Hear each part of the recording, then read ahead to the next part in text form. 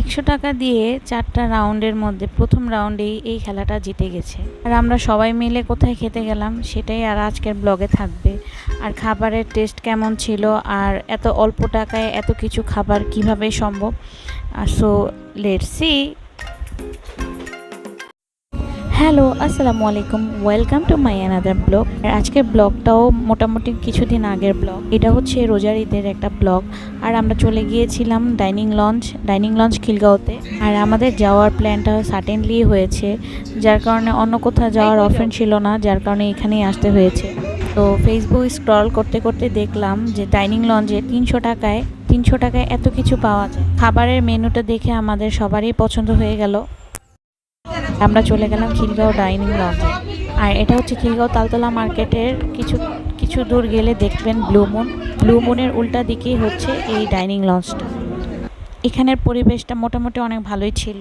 আমার বাচ্চা এই গেমটা খেলার জন্য একদম পাগল হয়ে গেছে। আমার ভাইয়ের ছেলে খেলেছিল, ওরটা দেখে ও খেলবে এরকম অবস্থা। ভাইয়ের ছেলে 4বার ট্রাই করছে কিন্তু ওরটা হয়নি। তো মিফতিয়া আবার ট্রাই করলো, মিফতিয়ার ফার্স্টেই হয়ে। ও আমার ভাইয়ের ছেলের জন্য আরও ট্রাই করতেছিল কিন্তু হচ্ছিল না। আসলে এই গেমটা যে কিভাবে খেলে সেটাই আমি বুঝি না। একবার উঠে আবার উঠে না, এমন অবস্থা। দুবাইতে যাওয়ার পরে এই গেমটা অনেকবার ট্রাই করছে কিন্তু তখন আর উঠতেছিল না। কিন্তু আদার লোক আবার অনেকে খেলতেছিল, অনেকের হচ্ছিল, মিফতিয়ারই হচ্ছিল না। আর দুবাইতে ছিল 1 রিয়েল করে প্রত্যেকবার ট্রাই, একবারই চান্স দিত। তো এখানে তো তাও 4বার চান্স দিয়েছে 100 টাকা দিয়ে। আমার কাজিনরা সবাই ছবি টবি উঠাচ্ছিল, সবাই একটু টাইম স্পেন্ড করতেছিল। তো আমিও কিছুটা ওদের সাথে ভিডিও নিয়ে নিলাম। আর গরম ছিল, প্রচুর গরম ছিল। ঈদের পরপর যে কি একটা গরম পড়ছে সেটা তো আপনারাও জানেন।